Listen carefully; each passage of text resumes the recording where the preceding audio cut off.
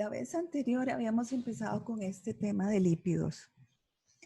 Ustedes se acuerdan que en esto de las moléculas biológicas, bueno, todas tienen una razón de ser. Todo. Que el hombre no lo sepa ya es otra cosa, ¿verdad? Todavía nos falta conocer más. Todavía hay muchas cosas que desconocemos. Y por cierto que hoy en la mañana, a propósito de eso, de cosas que desconocemos, hablaban del famoso virus, que es un tema de conversación de todos los días, ¿verdad? Entonces alguien decía que esta situación en la que estamos, ha venido a darle una bofetada al hombre para que se dé cuenta que el mundo no gira alrededor de él, ¿verdad? Y que somos muy delicados. O sea, no somos superpoderosos ni nada que ver, porque un organismo tan pequeño como un virus nos hace todo lo que hemos visto en estos tiempos, y que el problema es que todavía no lo conocemos bien. Entonces, bueno, hace falta seguir, hace falta mucho conocimiento. Y bueno, alguien decía que conforme no estudia más, se da cuenta que no sabe nada. Y yo estoy de acuerdo con eso, la verdad. Uno sabe muy poco. Pero el asunto también es que aquellos que saben algo, pues tienen mayores responsabilidades. Entonces, por ejemplo, ustedes que son personas que han podido estudiar, que están en proceso de obtener un título universitario, pues tienen que aprovechar que van a poder desarrollarse en áreas como las que pertenecen y que pongan su granito de arena, ¿verdad? Para bien de todos. Entonces, en esto de los lípidos, pues ya vimos que teníamos dos tipos, que podríamos tener dos grandes grupos, los que son complejos o saponificables y los que son simples y no saponificables. Y como vimos, tienen estructuras muy variadas. Lo que los une, ¿qué es? Su no solubilidad en agua. Es decir, también el hecho de que se disuelven en disolventes no polares. Ya habíamos visto los ácidos grasos, ¿verdad? Que se encuentran únicamente en trazas y que hay más de 100, o rondan los 100, los diferentes ácidos que existen, y que su característica era esa, que tenía un ácido carboxílico y una cadena carbonada larga. Eso sí, los ácidos que se encuentran en los organismos, todos eran cis, y particularmente el hombre, bueno, solo puede metabolizar los cis.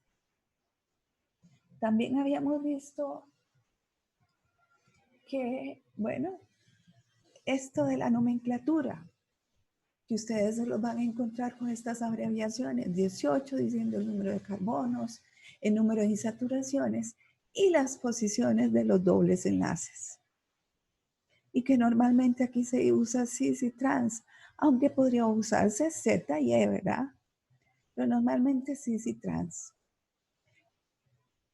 Y habíamos mencionado también algo que ya ustedes sabían de las diferencias entre las grasas y los aceites, que claro, saturado, la molécula puede compactarse muy fácilmente. Entonces hay interacciones que se dan más fácilmente entre esas moléculas. Y por lo tanto tienen puntos de fusión más altos y a temperatura ambiente son sólidos, es decir, grasas. En cambio, en un aceite, como tenemos dobles enlaces cis, hay dobleces y ya esto hace que no haya buena compactación y por lo tanto las interacciones electrostáticas entre una cadena y otra no se den tan bien como en una lineal. Y entonces, claro, sus puntos de fusión son más bajos. Por lo tanto, nos encontramos que estos, los que tienen un alto contenido de insaturaciones, son aceites. Y este es un gráfico que creo, bueno, un cuadro que creo que la vez pasada no se los enseñé, para que vieran esta diversidad de aceites y pusiéramos atención al de oliva. Vean que el aceite de oliva, vean qué poco ácido graso saturado tiene. Y vean que el 84% es oleico. ¿Quién le sigue con una buena cantidad de ácidos grasos? Vean que está el de maní, no está nada mal. Vean que el aceite de sésamo también. Vean que el de soya también. El de maíz es otro, ¿verdad? Entonces, casi que, por eso les decía que, por ejemplo, ¿cuáles son más fácilmente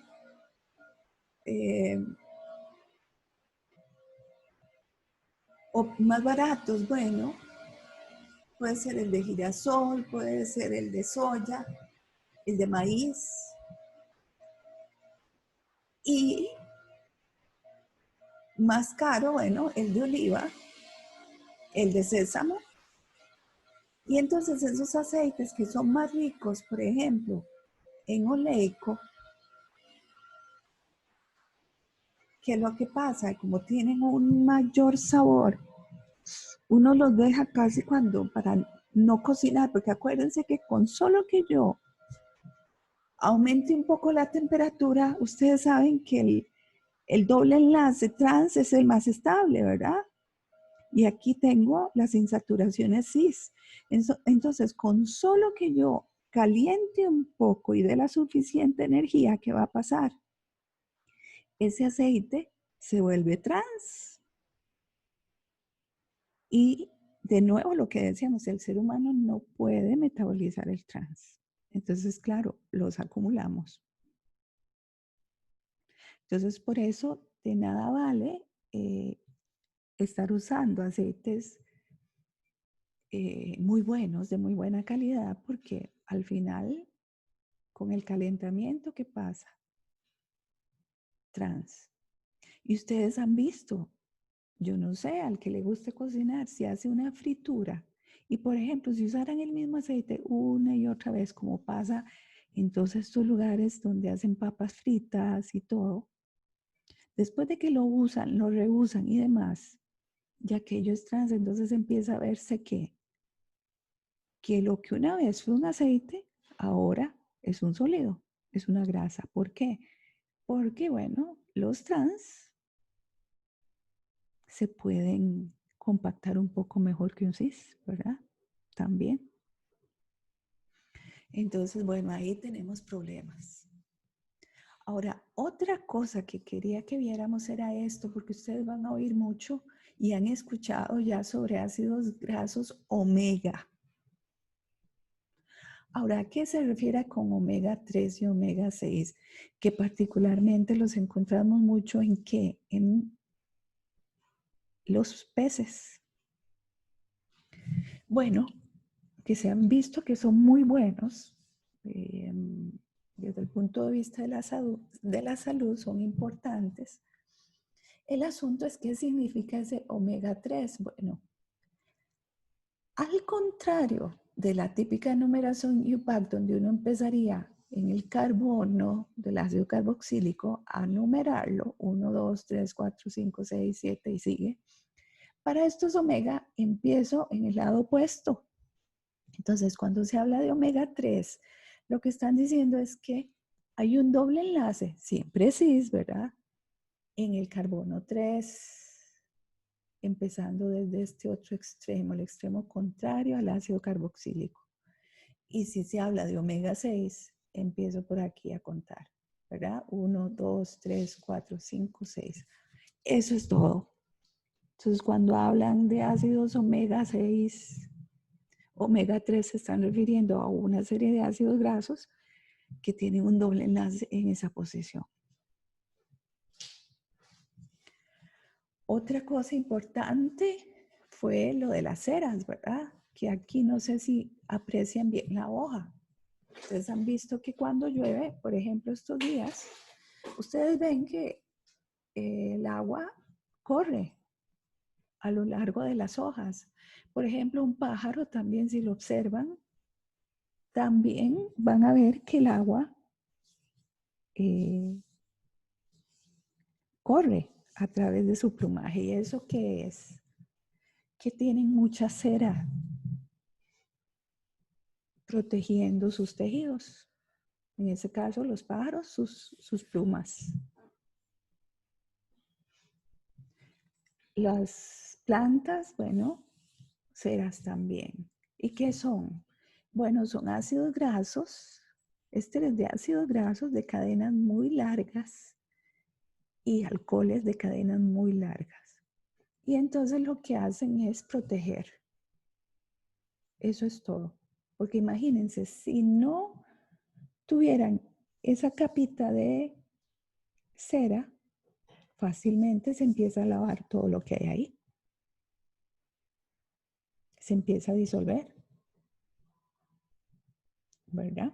Entonces, bueno, es parte de la razón de por qué existen, ¿verdad? Ahora, como también habíamos mencionado, una de las grandes funciones de estos lípidos es formar parte de membranas. Y al final vean que todo esto de estas membranas que se tienen, que hacen que existan células, que a su vez las células tengan diferentes organelas, etcétera, se da gracias a ¿qué? A puras interacciones electrostáticas. Así es como existen. Muchas veces no están enlazados covalentemente. Por ejemplo, en una, como vemos aquí, la membrana, una membrana X. ¿Qué es lo que pasa? Observen aquí los ácidos grasos o en este caso sobre todo, ¿qué serían? Fosfolípidos, lo que vamos a tener aquí. Entonces está por fuera la cabeza polar, por dentro la cabeza polar también y a lo interno todas esas interacciones, en este caso, interacciones del tipo no polar entre las moléculas. Y se acomodan de tal forma que entonces hacen una organela o protegen una célula. Y entonces, a lo largo de este acomodo tan bonito, ¿qué sucede? Hay, por ejemplo, proteínas que vean que están incorporadas, muchas dentro de la membrana. Y es a través de esos canales que existen que se da el flujo hacia adentro o hacia afuera, ya sea de compuestos o de cationes o de aniones. Entonces vean lo importante que son todas estas moléculas, ¿verdad? Es interesantísimo cómo se acomodan, simple y sencillamente, y ya está, ¿verdad? Entonces vean todo lo que hay, ¿verdad? La bicapa, aquí hay una capa, y ahí está la otra, por eso bicapa de fosfolípidos.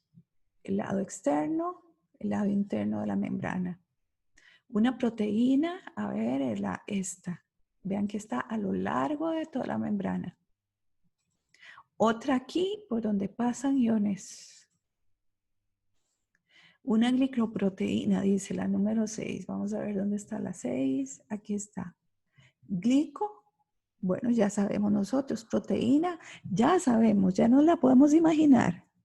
Entonces son un montón de aminoácidos enlazados mediante ¿qué? Enlaces amida, y a su vez está enlazada covalentemente a ¿qué? A azúcares. Después, bueno, moléculas de fosfolípidos organizadas en bicapa. Aquí donde está mostrando esa parte, eso es todo.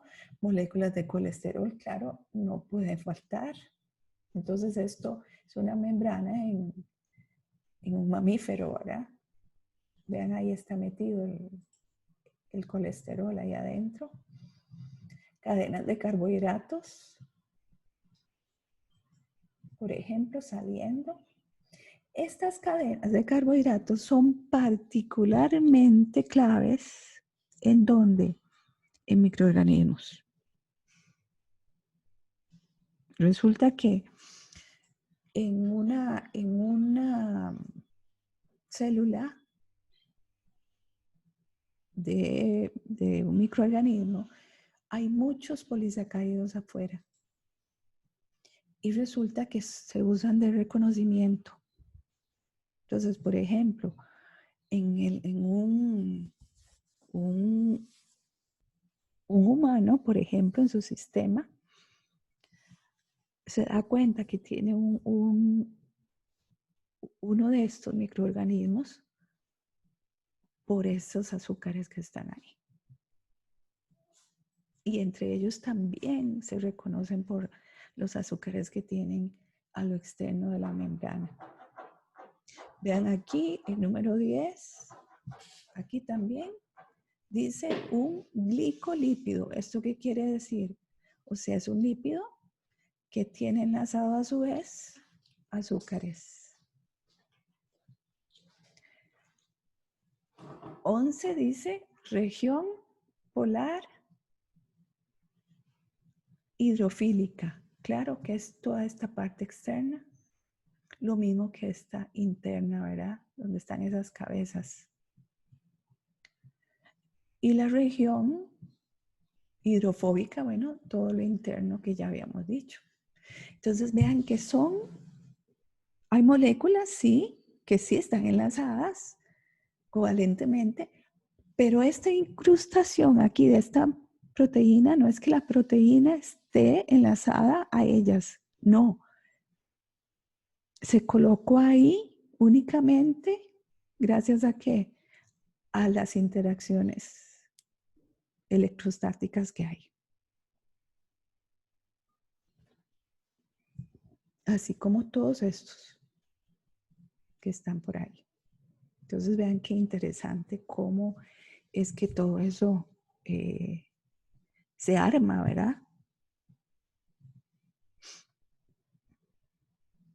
Otro grupo de compuestos importantísimos son las prostaglandinas, que resulta que se utilizan mucho o son responsables más bien de regular muchos procesos fisiológicos en los que media inflamación, presión arterial, la formación de coágulos, la fiebre, los dolores, cuando alguien va a dar a luz y el ciclo de, en este caso, cuántas horas duerme uno y cuántas horas debe estar despierto. Ese sería el ciclo circadiano, exactamente. Y bueno, las prostaglandinas, ahí está una estructura. Entonces vean que es un ciclo de 5 con 2 cadenas carbonadas, una con un ácido carboxílico. Y vean que aquí estamos hablando de trans, ¿verdad? Y existen muchos tipos y están clasificadas, en este caso, dependiendo de los grupos funcionales que tengan. Entonces ahí podemos ver varios tipos. PGA, PGB, ¿verdad? PGA sería si el carbonilo alfa beta insaturado está en este lado, sería la B si está de este lado. La C, si más bien no es alfa beta insaturado, sino que no están conjugados ya ni el doble enlace ni el carbonilo. D, bueno, ya aquí tengo un carbonilo con un hidroxilo. El alfa, vean que el alfa, ¿a qué se refiere? Aquí mismo lo está diciendo abajo. Si son cis o trans, el alfa y el beta. Y así sucesivamente. Entonces, ¿qué es lo que interesa que conozcan ustedes de esto? Bueno, que cuando vean una estructura sepan que se trata de una prostaglandina, ¿verdad? Y sí, lógicamente que sepan cómo, cuáles son sus grupos funcionales y entiendan esa clasificación, ¿verdad?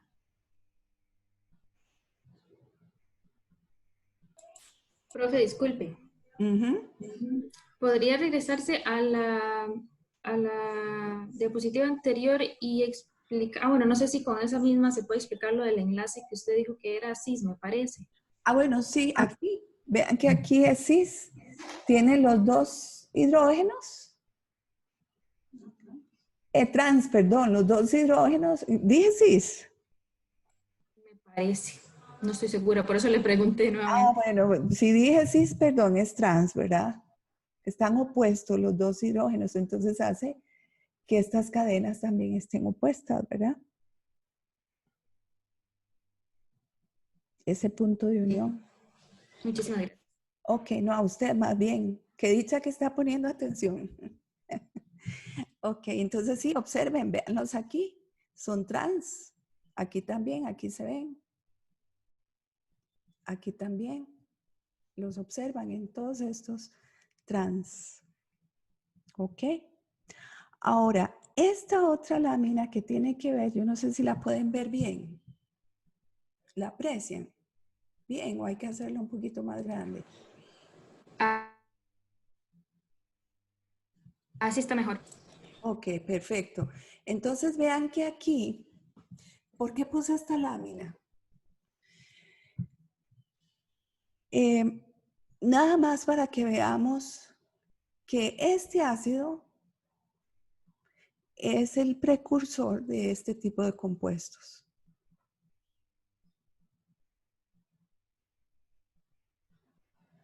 Y que se da este cierre aquí. Se da ese cierre mediante ¿qué?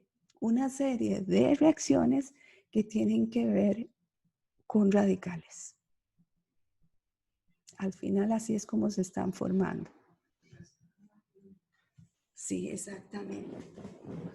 Entonces aquí, bueno, importantes, compuestos importantes, un tromboxano, por ejemplo, vean que a diferencia de la prostaglandina, este ya es un ciclo, eso es un heterociclo más bien de 6 miembros. Vean que ellas son de 5 miembros y todos carbonos. Aquí ya tenemos un heterociclo y con las cadenas carbonadas y también trans.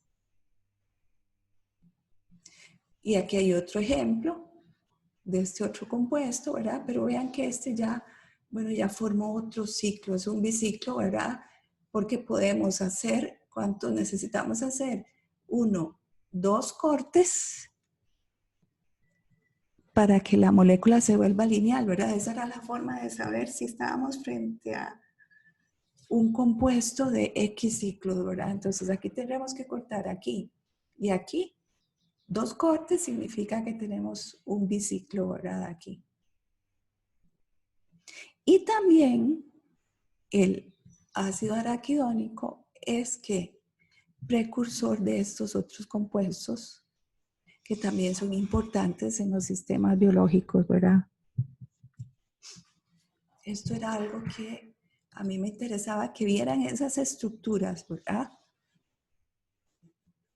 Porque vean que siempre estamos hablando de 2, 4, 6, 8, 10, 12, 14, 16, 18, 20.